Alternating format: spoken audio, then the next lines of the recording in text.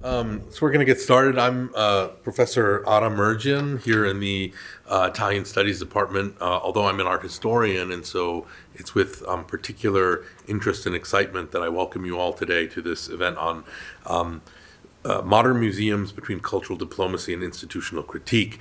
I'm also thrilled to introduce the NYU community Dr. Carles Guerra, who is our inaugural professor of Catalan Studies, based in the Center for European and Mediterranean Studies here at NYU.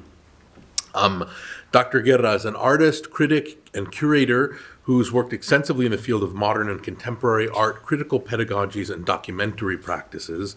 He's worked as the director of the Primavera Fotográfica de Catalunya, and as the chief curator at the Museu d'Art Contemporani de Barcelona, otherwise known as MACBA. From 2015 to 2020, he was also the director of the Fundació Antoni Tàpies, which is one of the Barcelona's most distinguished venues for contemporary art. He's taught at the Universitat Pompeu Fabra, as well as the Center for Curatorial Studies at Bard College, and he's curated a wide range of exhibits worldwide. He's, in fact, curating one now on Francesc Tosquelles, who was an avant-garde Catalan physician, psychiatrist, which will open at the American Folk Art Museum here in New York City in spring 2024. And Carlos's visiting professorship is co-sponsored here by the KJCC, our own Casa Italiana, CEMS, and the Institut Ramon Llull, which promotes Catalan language and culture internationally. Joining Carles tonight is one of America's most incisively political and politically incisive living artists, in my opinion, Martha Rosler. For several decades, Rosler has worked in photography, text, installation, performance, and video. Her Semiotics of the Kitchen remains not only a pioneering institute of the genre of video, but also a mordant intervention into second wave feminist critique.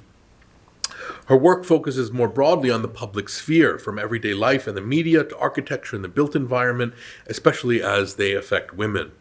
She has for many years produced works on war and the national security climate. And in this vein, her series of montages on the Vietnam War, House Beautiful, Bringing the War Home, 1967 to 72, remain some of the most significant examples of artistic intervention into that conflict, which was dubbed at the time the television war, and remained for many Americans a kind of disembodied abstraction. As MoMA puts it, Rosler spliced together pictures of Vietnamese citizens maimed in the war, published in Life magazine, with images of the homes of affluent Americans culled from the pages of House Beautiful, and thus made literal the description of the conflict as the quote-unquote living room war. She also notably updated that series for a different mediatic age in the wake of an ill-advised, ill-fated, and bloody incursion into Iraq in the 2000s, a continuity which speaks not only to the perils of U.S. foreign policy, but also, I think, of Rosler's abiding role as a canary in the now digitalized coal mine of America's still sooty politics and foreign policy. Rosler has also published several books of photography, text, and commentary on public space, ranging from airports, an extraordinary work of art on airports that she's done, and roads to housing and gentrification. A retrospective of her work has been shown internationally and included in numerous groups, exhibitions, and biennials. In November, she presented the Meta-Monumental Garage Sale at MoMA, and her most recent publications include Culture Class, on artists and gentrification, and Martha Rosler, Irrespective, accompanying her survey show here in New York. I've had the fortune of familiarity with Rosler's work since my time as a graduate student in art history at Berkeley, where not only her reputation preceded her, but her presence at various events enlivened and productively antagonized the realm of academic propriety. For our film tonight, named for the right bank neighborhood in Paris, which saw the controversial erection of the monumental new Centre Pompidou in the 1970s, a museum itself known to this day simply as Beaubourg, after the neighborhood, Rossellini's last film refuses any neat taxonomy in his body of work. Originally commissioned by the French Ministry of Foreign Affairs as a kind of documentary puff piece, on this latest architectural marvel by Renzo Piano and Richard Rogers, the film by the Italian Neo-Realist legend refused its intended celebratory duties and disavowed soundtrack and script alike. Rossellini's imagined film was stripped bare of commentary. Testament to its disavowal in turn by the powers that be at the time, the film will be screened at the Pompidou for the first time this year, more than 50 years after its creation. So for a half century, they really wanted nothing to do with this film, which is perhaps a very interesting way to go about watching it. Rarely shown and infrequently commented upon in the literature, the film saw something of a reprisal recently at Barcelona's MACBA, where Carles himself was involved in its conservation and revisitation of its accompanying archival materials and footage. Beaubourg, as Carles has argued, must be seen not simply as a piece of cultural production, but of critique, one situated at the crossroads of urban gentrification, national politics, and the cultural industry. And so, to briefly introduce the film before we watch it, then followed by a discussion between Carles and Martha, I would like to warmly welcome Dr. Carles Guerra to the stage.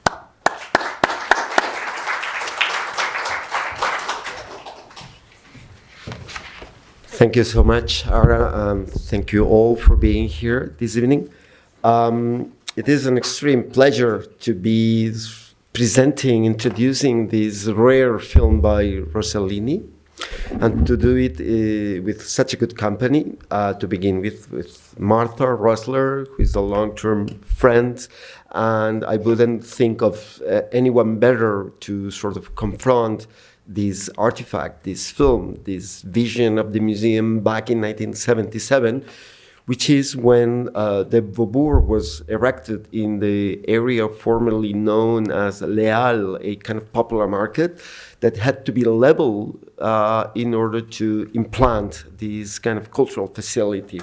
But before, thank you to everybody that is made possible this evening, beginning with the Center for European and Mediterranean Studies, the Institut Ramon Llull back in Barcelona, KJCC, NYU Museum Studies, and last but not least, Ara Merjan, who put all his energy to make it possible, together with Casa Italiana. So the film we're going to watch, which is 54 minutes long, in fact, during these years, is being preceded by footage of Rossellini himself working inside the Pompidou, filming, making the film. This is an enterprise that was somehow launched by a small community of filmmakers who had started their work during May 1968, and by the end of the 70s they were still using this equipment as a sort of an autonomous company. Then by 1977, after January 31st, the opening of the Pompidou, the Foreign Ministry of Affairs, the French Foreign Ministry of Affairs, commissioned this film to Rossellini via Jacques Grandclaude, who was the animateur of this communauté, this small community. So what they decided was not just to make a film about the Pompidou, but also to film Rossellini as he was filming, to accompany this old Italian man, handsome, with his hat and his coat all the time, as he was really coming to terms with this massive new building. It took 3 months to Rossellini to complete the film. By May the 6th, he had already edited a first version. And then this communauté with Jacques Grandclaude went with Rossellini to Cannes the Cannes Film Festival, because that year, by June, Rossellini was the president of the jury of the film festival, under the condition that he will be able to organize a debate, a public debate that famously started by Rossellini saying, "I believe we're going through a deep crisis, and I understand that cinema has to come to terms with it." So Rossellini was by no means just a filmmaker. He was someone who already in 1956 envisioned the idea that cinema had to transition to television by producing pedagogical programs on India, on Michelangelo, on Mozart. So this film for Rossellini was a much expected, a much awaited opportunity to represent the institution that he thought would grant universal access to high culture. You know, something he's been longing for decades. But you will see, Rossellini was somehow disappointed. Why? It's difficult to say. But, you know, universal access quickly translated into crowds, massive numbers of visitors, and he felt that this was not exactly what he was really dreaming of. So the film is highly critical of this institution, but there is not a single word in it that says that it is a critical film. It is his way of panning through the galleries, his way of recording the voices, the uproar of the museum, which fuses with the hustle from the city of Paris. And this is already by itself revolutionary. He's filming the museum framed within a metropolitan scale. So this is advancing a little bit what I hope with Martha we will be discussing. So after those 54 minutes, one has the impression that one has witnessed a fierce critique of this new cultural facility. Yet, it is not clear what. And even more, I mean, I would beg you to pay close attention to the soundtrack. You know, Rossellini recorded about 20 hours inside of the museum. 13 of those hours were simply audio recordings with a technique that at the time he called micro cachet, little mics here, you know, with his assistants going through the people and recording the conversations inadvertently. So he could get the most spontaneous, fresh, and uncomplex deliverings by the people. And I have the impression that Rossellini took these conversations as the lead for the editing of the film. So the truth of this film is not in what we get to see, but in what we get to listen to. And at the end, I will try to elaborate on the idea that this is a film announcing a new form of social production. Why this museum took the form of a kind of chemical factory, when chemical factories in the north of Italy by the end of the 70s were about to close because they were becoming obsolete forms of production. So when the museum takes over the look of the factory, it's because it's really becoming a factory. But what kind of factory? What sort of factory? So let's watch the film, and hopefully through the conversation and your contributions, we will be able to sort of decipher. Just the last word. As I said, originally this film is embedded in between two other film materials. The first one, original in French, is titled Rossellini au travail, Rossellini at work, and it's like the making of.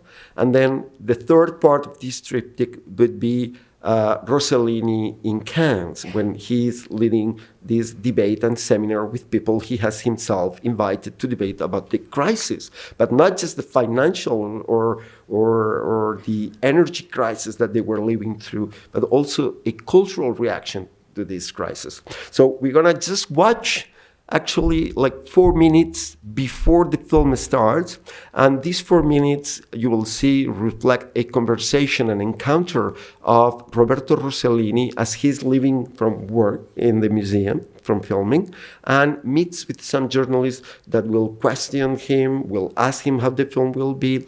This is just 4 minutes prologue for the film itself.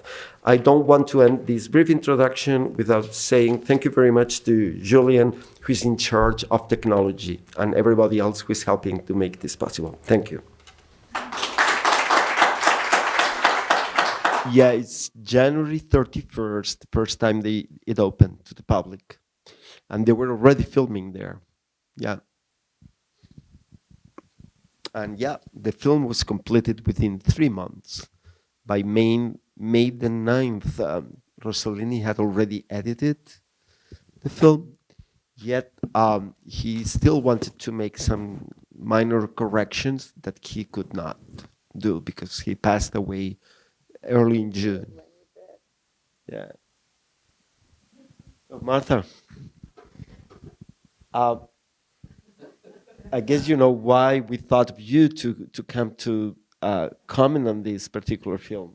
Why? I'm waiting to hear. Why?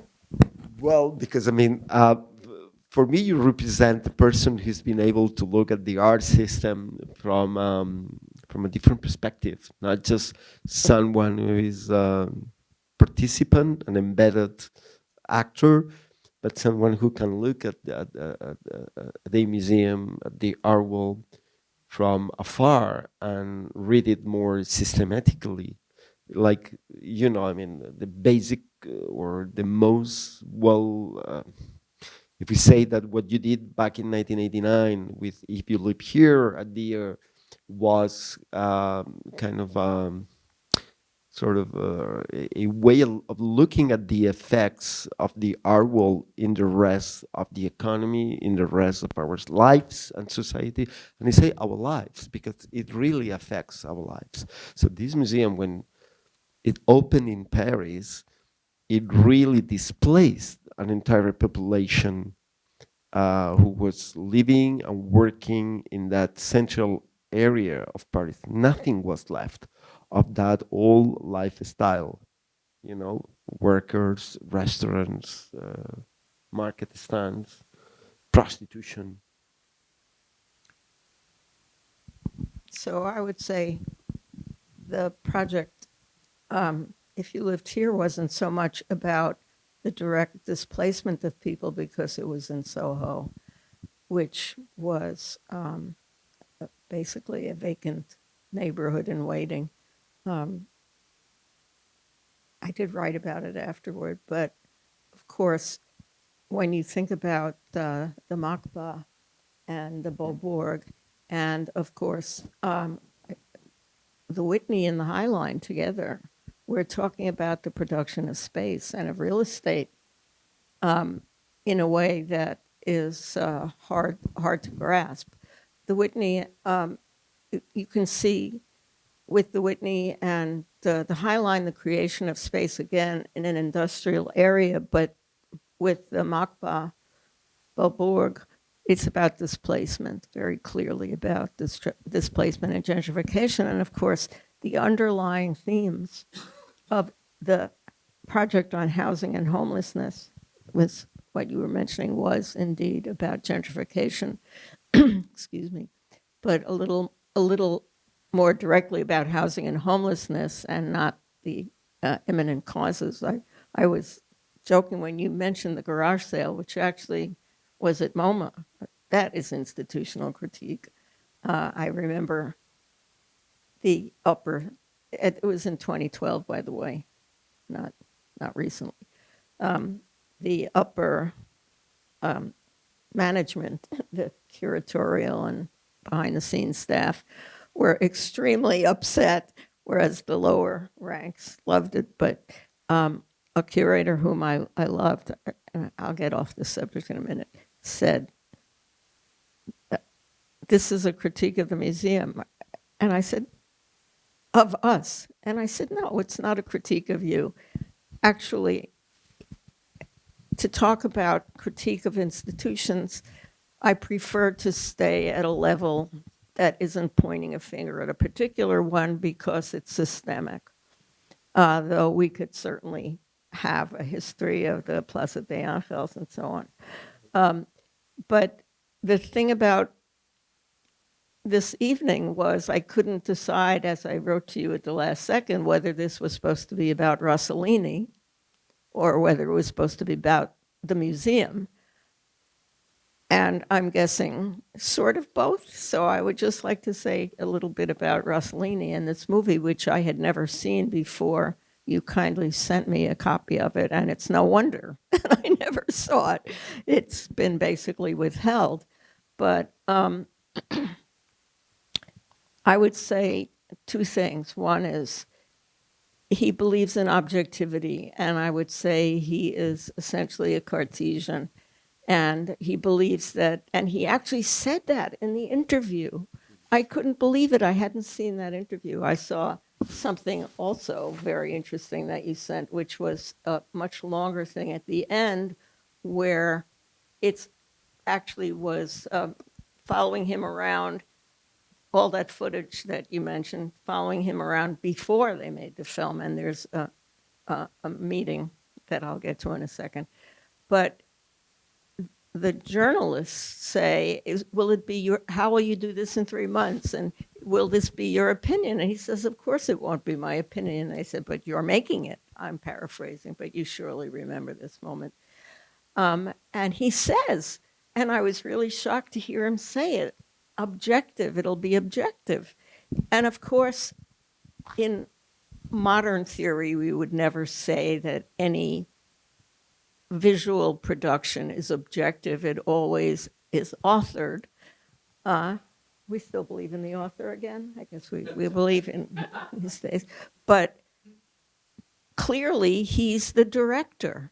So it will be his opinion. But no, he is absolutely committed to this. And I meant it when I said he was a Cartesian. Am I running out of time? I'll get back. Okay.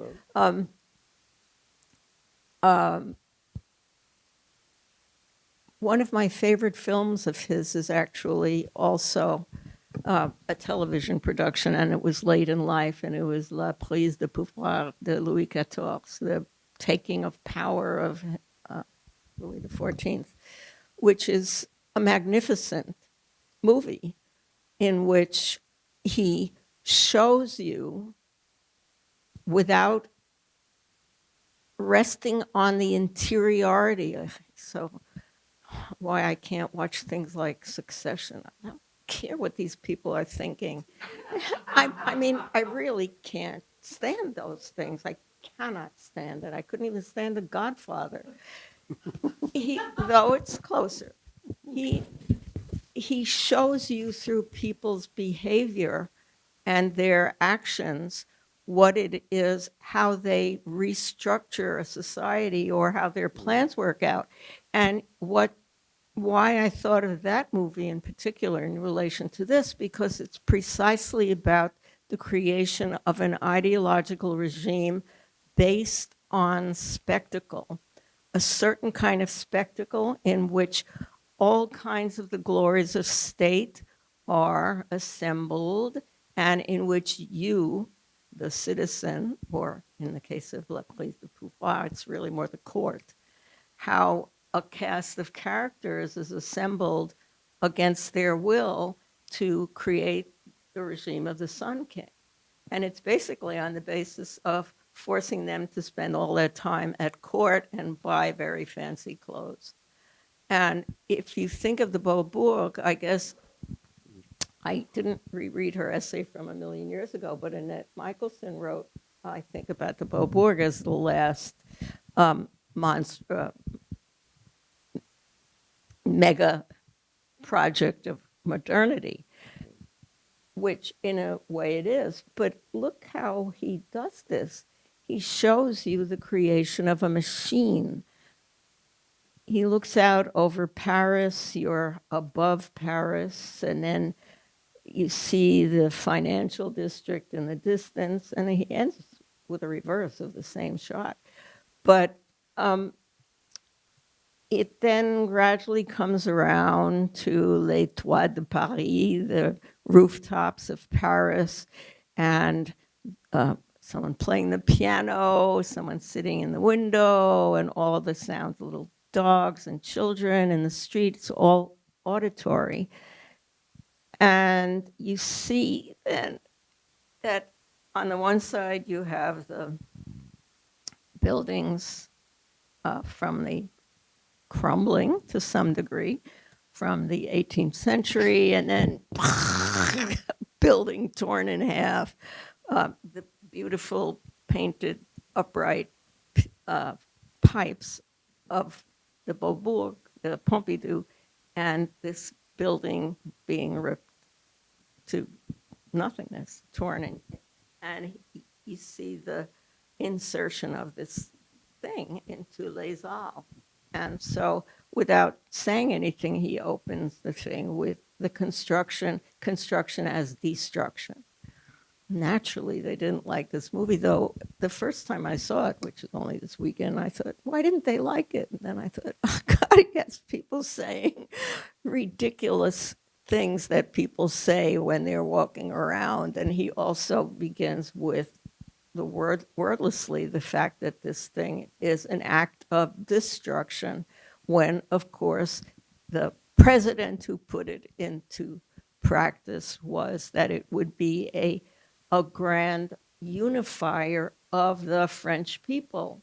And so I thought about another project that I despised, which was The Gates by Christo, which was Bloombergian mass spectacle of the bourgeoisie and whoever else wants to pace through the gates and look at each other and thinking, I'm doing this with all these wonderful people in our park, and look, they are looking at me, looking at them, and we are mutually constructing ourselves as the citizenry, but really more as those who are reflected in the glory of the Sun King, if I can go back to Louis XIV.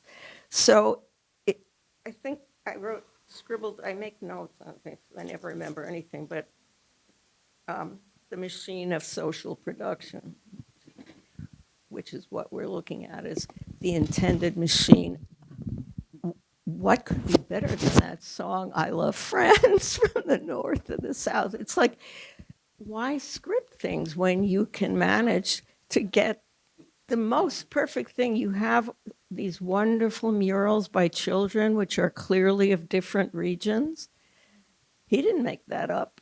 And this song, which people were singing, I guess, students and so on. But if you think about the whole invention of French cuisine, it's also about the idea of selling the country as regions of terroir. You know, each region is specialized in its own way, which is part of what makes France French, that, unlike Spain, exactly, right. Bad example next door.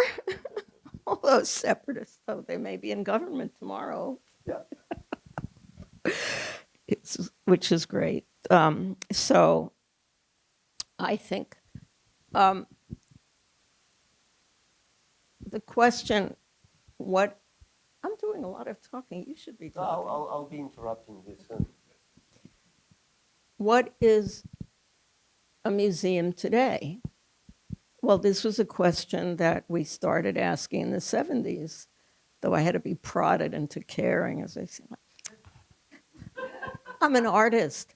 It was the worst thing to have to start thinking about the system in which one operates, but you could not be an artist coming of age in the 60s without being forced to confront what are the terms under which you are someone who thinks of oneself as a person who is in your studio or not, making things or not. But it is about a certain archaic, high modernist view coming to terms with the complete destruction of high modernism and its replacement by something very different, which I think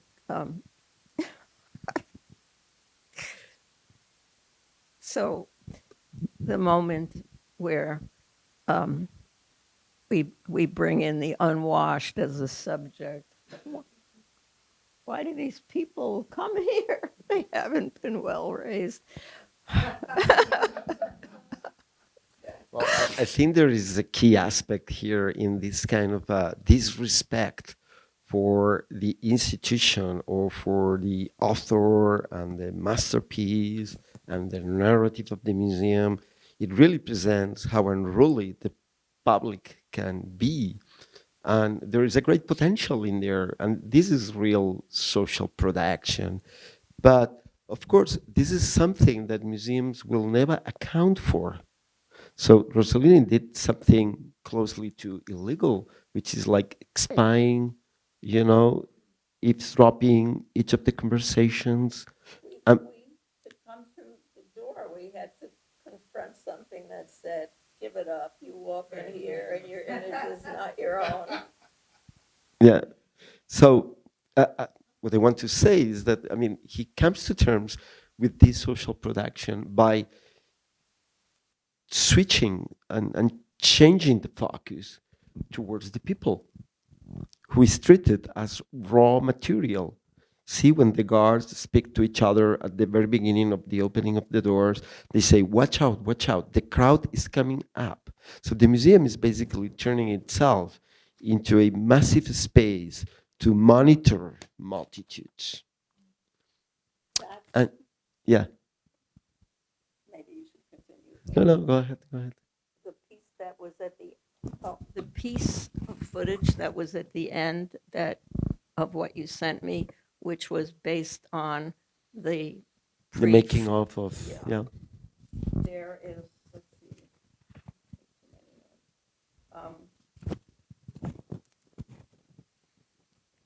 Oh God, they're sitting in a conference room, and one of the people, I don't know who's there. By the way, where the hell was Pontus Hulton? He's not in this at all. The curator, but anyway, it doesn't appear in the film at all. But they say, "Oh yes, well, we keep the doors closed till a certain hour on the zoo, and then we open." Yeah. Door and actually says this, and the animals come in. I mean, really, come on. Well, it looks like sales, at least in Spain, every season when sales were kind of starting, it actually was represented the same way. You had the camera inside of the store and the crowds attending the opening of the doors, and people running and going like crazy to grab something, from those sales in all time. And it looks like that, actually, So it is the institution that opens up to mass consumption, to democratic access, universal accessibility. Yet, this is not something to be celebrated. And Rossellini feels like slightly deceived. Actually, Claude Mollard, who was the president of Pompidou between 1971 and 1978, he commissioned the film, and he commissioned also a survey to Pierre Bourdieu, famous French sociologist, and it was a parallel work. Pierre Bourdieu reviewed the institution, and he concluded that that was not any good, except for the Mediathèque, the library. And he said, it looks like a night university, like an adult university, which is great because people can just go there late at night, grab a book, listen to a record, and that kind of accessibility, it's truly democratic or it's really open. The conception of the Beaubourg originally, according to Pontus Hulton, had 4 zones. And one of them, and I'll show you how ironic this is. I mean, I will present how ironic this is. It's an interface between the outer world and the world of the museum. It's kind of a permeable zone. And the last time I was at the Pompidou, it was ringed by people sleeping, the sans-abri, sleeping in tents, which is, of course, a mute but material fulfillment of that idea. But by the time Holton got to the Pompidou, that zone had been removed from their concept. And of course, the idea is to have an exchange of information, but the idea of exchange is what was subtracted. It became impossible to realize how the world would literally inform the museum.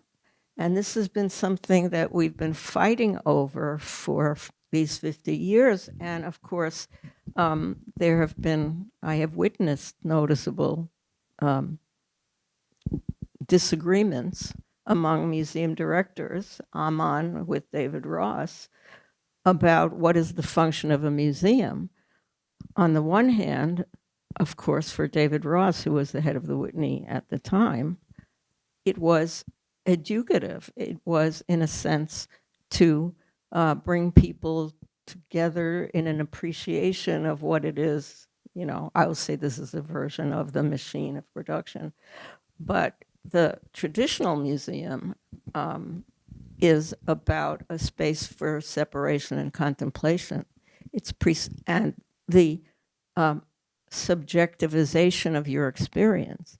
Now, the way, in contemporary terms, the way that has been reimagined is the creation of experiences. That is the idea of the commodification, the self-commodification of your own actual experiences as experiences, where we can have these floating shows of Van Gogh in lights and, you know, all these crazy things. I think that what Rossellini does with the film is actually envision a new form of governmentality that is beautifully represented, focusing in what happens around the museum, around this structure, which, as he films it, is also very much connected to the city. You know, he opens up with a big panorama of Paris, and then he gets bit by bit zooming in until getting to the museum, and he ends the film the same way, abstracting from the museum towards a rather open frame, which, by the way, it is a very specific technique that was made possible by the son of Rossellini, Renzo Rossellini. And if you ever watch this extra material, you will see Rossellini operating this very kind of specific form of zooming in and out, which is kind of a levy, and then he goes back and forth, because he said, if I am able to zoom in and out, I will only have to really do minimal editing, you know, putting one thing after the other.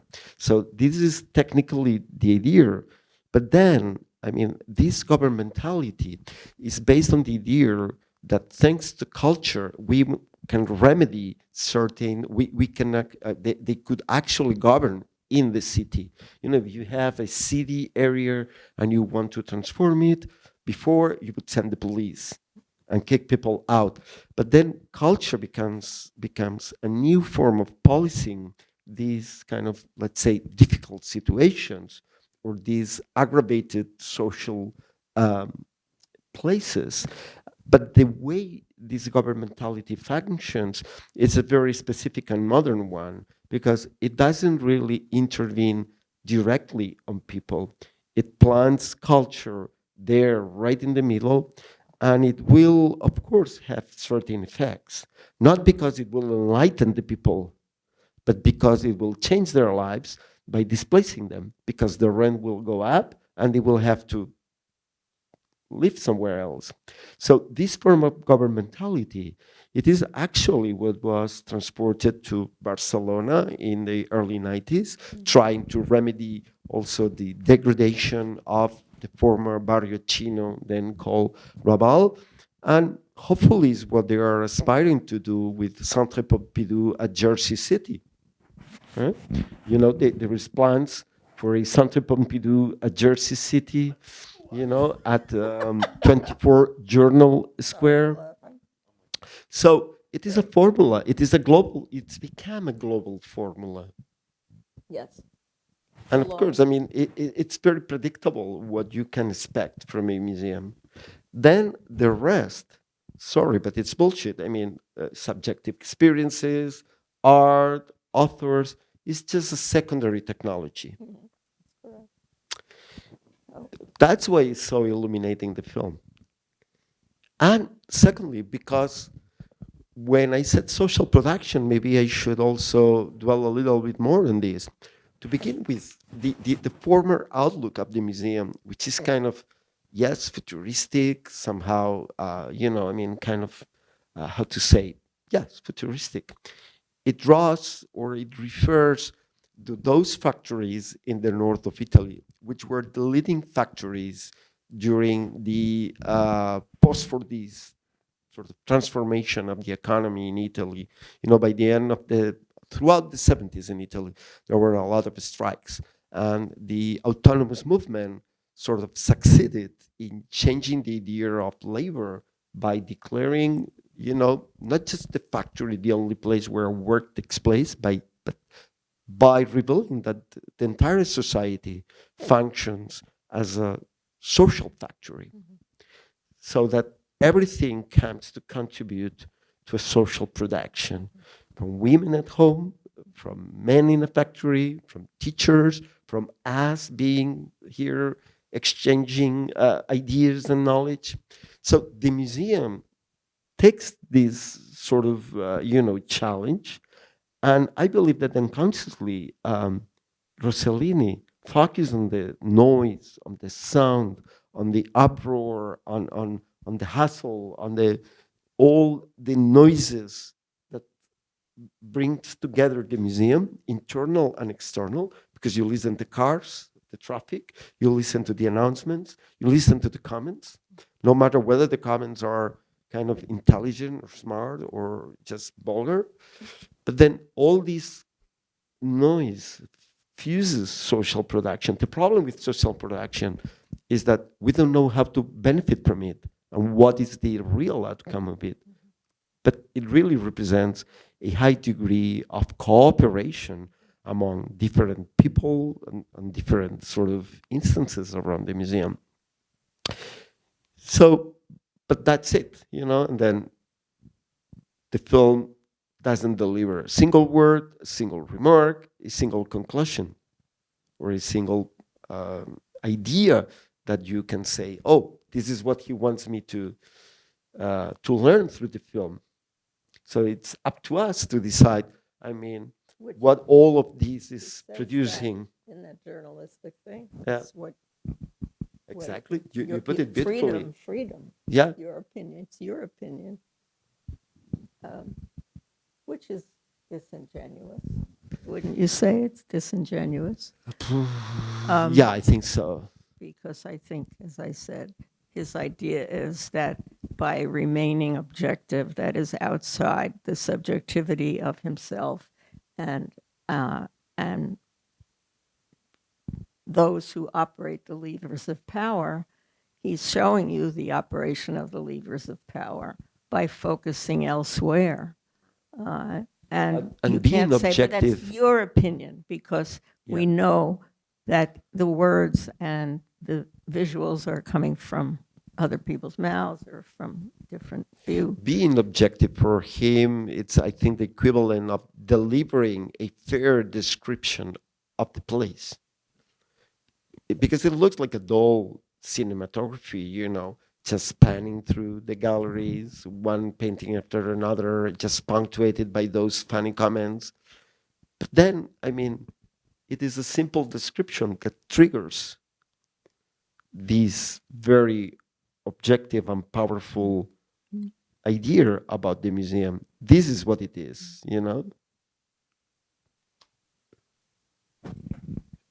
Can I ask a question, and then maybe we can open it up to questions from the audience. Or comments. Yeah, some of these are really fascinating observations, which really lend a lot of context to it.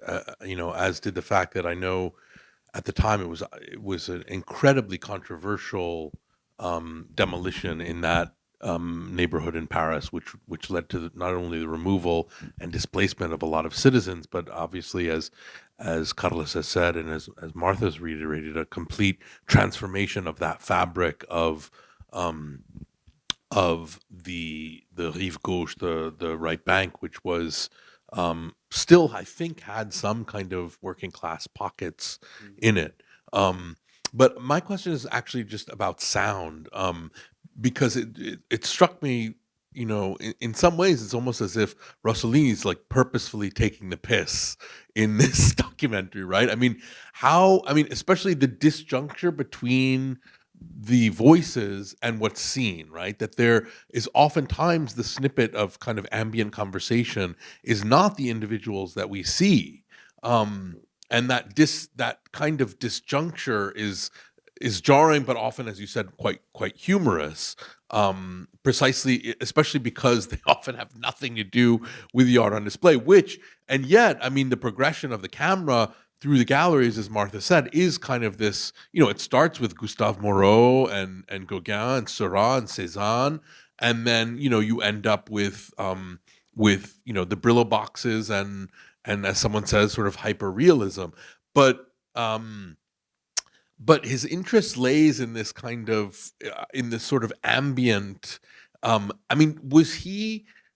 The other thing is that people are obviously largely oblivious to his filming, right? You don't see people looking at him, or it's not a reflexive camera in a sense. But so, did he just have the mic elsewhere as he's filming? Yeah, he was actually recording sound independently of the camera. Okay. So he filmed. So it's a very tendentious kind of disjuncture. Exactly, it's very tendentious because, as I said before, he had some people wearing what in French called micro cachet, like lavalier mics, really small. And then these assistants were circulating through the people and recording all these conversations. I've been listening to the pure audio recordings, and there are about 13 hours of idle conversations. Right. So out of these 13 hours, he picked up these fragments. So it's very disingenuous in a sense, as Martha said. I mean, it's almost kind of not parodic, but there's a and it's not mocking the public, but there's definitely a sense, not a philistinism. As I said, these kind of noises, uproar, conversations, words, etc., announcements, the sound of footsteps, it represents a mass creativity confronted with the individual creativity that the museum celebrates, So the museum will never really take into account what we call this mass creativity or this collective intelligence. It will go author by author, style by style, chronologies. But this work that we do collectively when we are in a museum, it never gets recorded. It never gets sort of fixed and incorporated into the sort of heritage of the museum. So it is a work that is always lost, that is never represented, that it always falls in the sublime of whatever happens inside of the museum. By the sublime, I mean the unknown, the all that is ignored.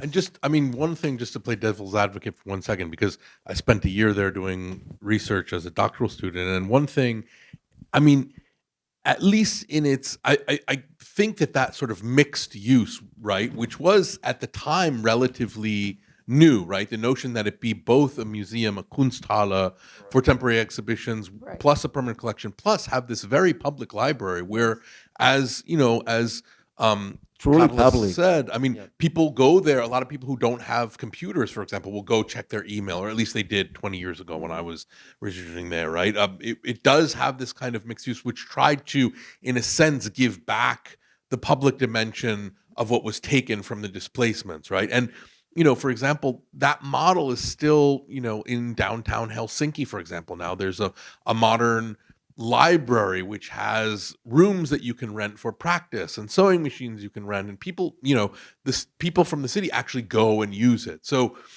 in a sense, I don't know. I mean, obviously, I don't know the extent to which Pompidou has how much it succeeded in that kind of public mission, but it was an interesting, very sort of seemingly 70s type initiative. And I also thought it was really interesting the moment where people are sort of taking books out, just, like open stacks without any sort of, and there's a shopping cart at one point. Like, it seems like complete bedlam.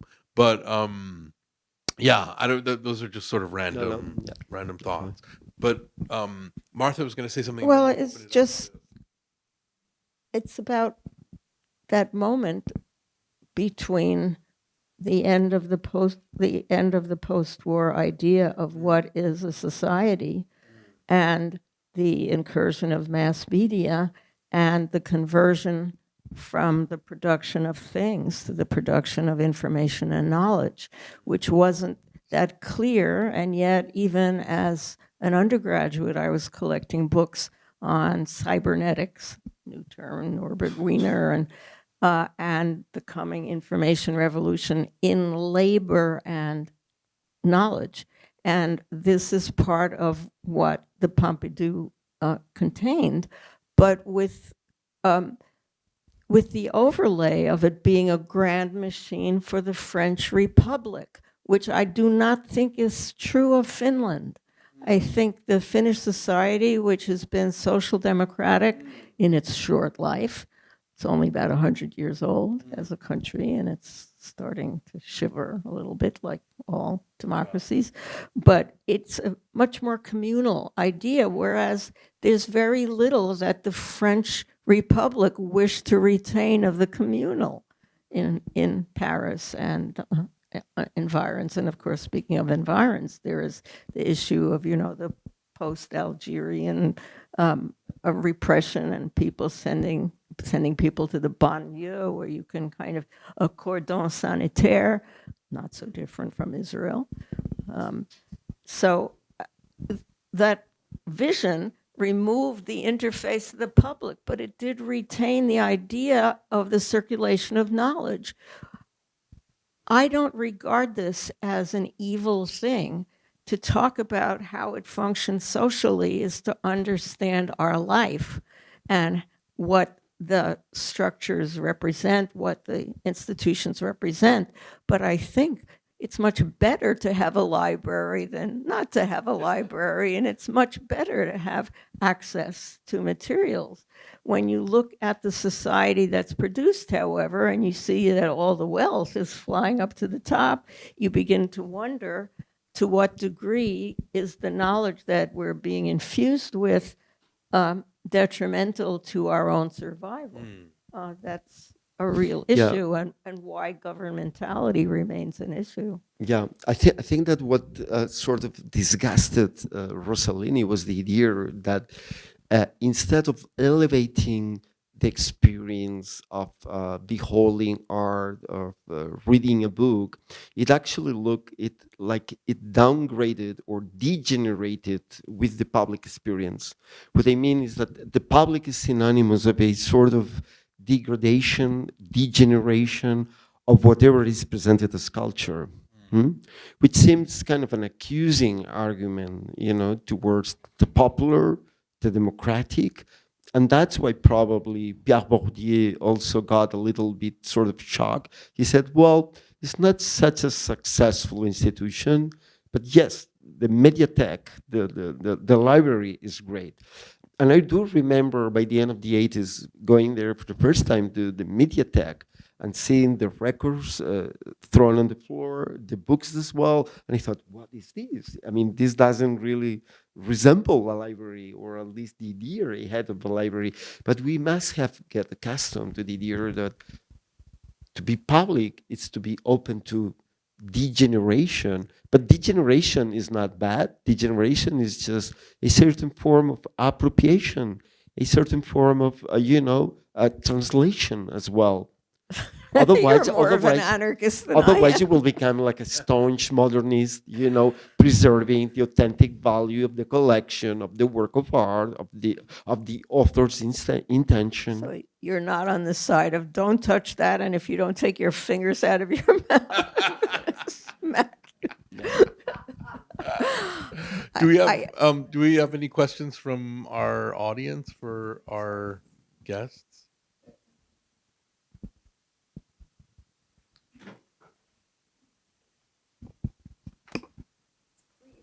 I don't have a question, but I have a comment because I think that Beaubourg for the world and for the French is rather a successful institution in many, many ways, and that the French were brought together by it. The Parisians, I thought, were brought together by it because they were so proud of it. You know, I have many cousins who live in Paris, and they always wanted to show us Beaubourg. You know, that this was where, and my aunt had lived in a building that got demolished because of it, but yet they were very, very proud of it. And in the film, when we see the crowds of people coming up the elevator, it's almost as if Rossellini is saying, "Oh, look at these hordes coming in here. They don't even know what they're going to look at," you know. But anybody on that elevator gets a spiritual experience as they come up it, because that same view that Rossellini uses to look at all of Paris, they see as they go up that elevator. I don't think he meant the film to be negative in toto. I think it's what I was trying to say as well. It's not that we despise these things. It's that it's incumbent upon us as a society to understand how they function. Even the things we are the most proud of, for example, if you want to talk about, I love the Museum of Natural History, all the while even clearly seeing that it was about imperialism and colonialism. And I didn't know how to disentangle that. And the statue of Teddy Roosevelt with slaves hanging off in front. We can be grateful for the things that it brings us, but we also need to understand the way in which various ideas that we may not really want to support are part of the message. And also, not to take such a broad example, Les Halles is still displaced, and all the people who worked there and shopped there and lived there were displaced. It's a particular class who can appreciate what's replacing it. And I don't think he was disparaging the viewers. He has people saying that's fantastic, that's brilliant, that's miraculous.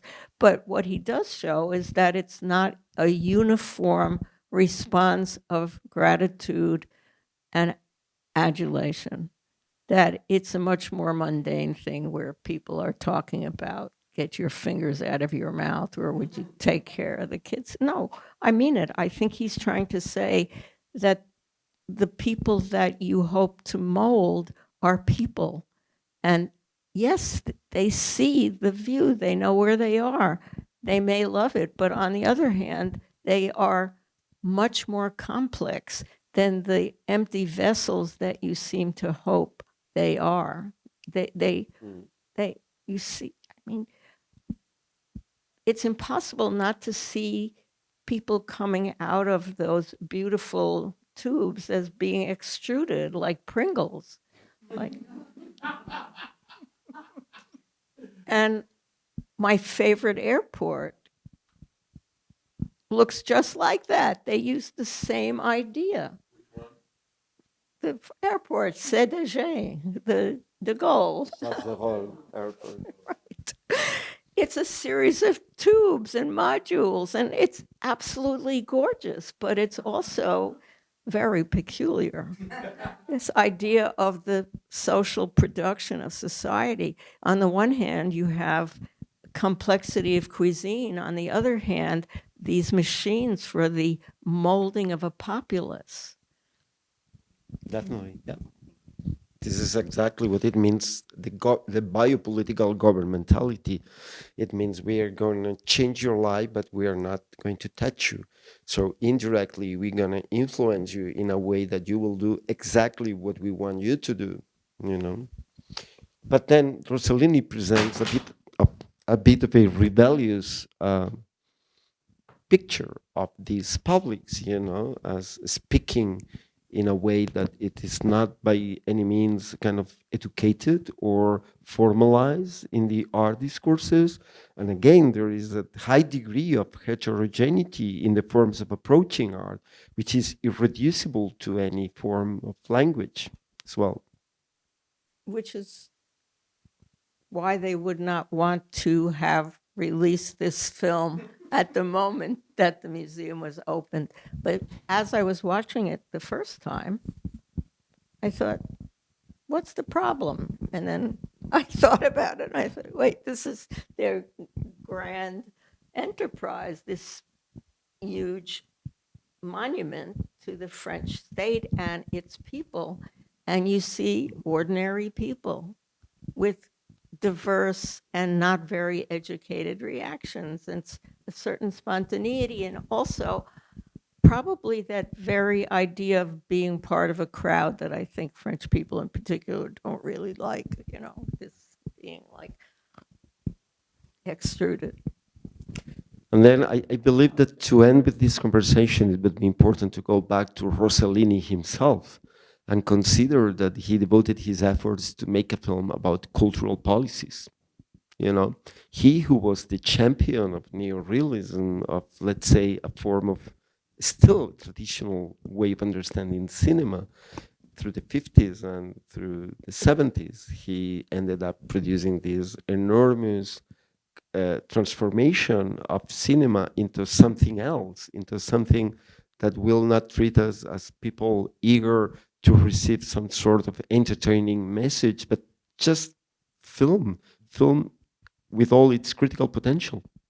Well, that's why I would say again, the message of La Prise de Pouvoir is about exactly, and it's not his country. I mean, it's a different country. It's this country. It's France. Well, Production of people through the production of an image of the state and the mythology that's attached to it of glory and greatness, après moi le déluge, and all that.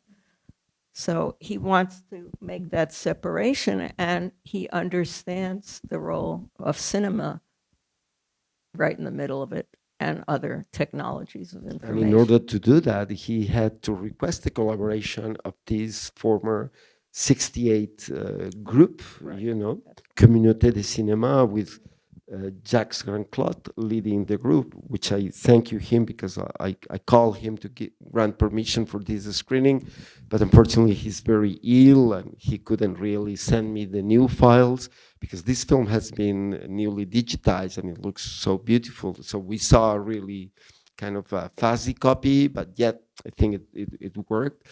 And it is thanks to Jacques Grandclaude that this material has survived. Otherwise, I mean, the Pompidou wouldn't wouldn't be interested at all. But it is very actual, so soon coming to New Jersey City. Thank you both so much. Thank you, Ara. Thank you, all of you.